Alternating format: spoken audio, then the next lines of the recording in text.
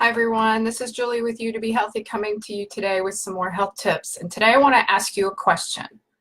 Are you health conscious or disease conscious?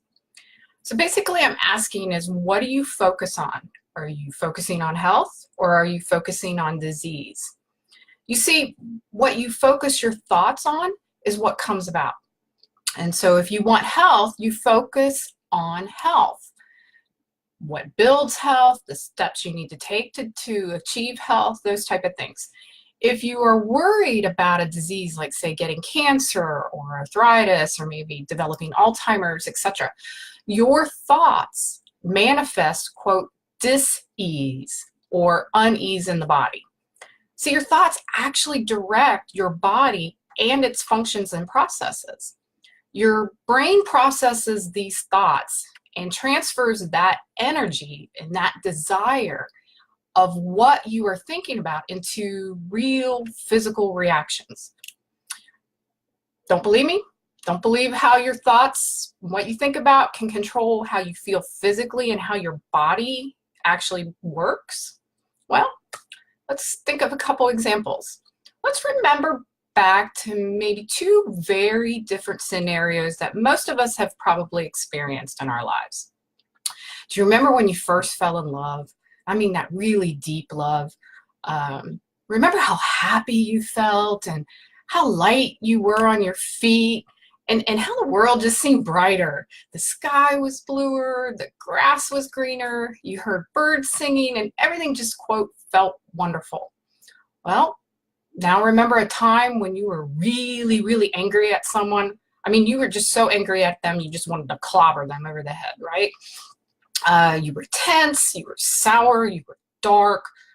The world just seemed dark and everyone was annoying and just getting on your nerves. You were bitter, you were angry.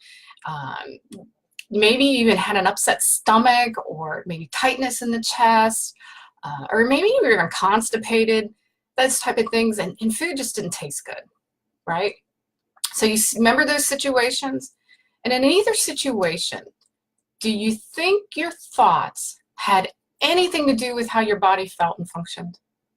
Of course they did. That is why, even if you're like currently facing a serious health challenge, that you focus on the health, not the disease. You focus on and take the necessary steps to build health, not focus on fighting the disease.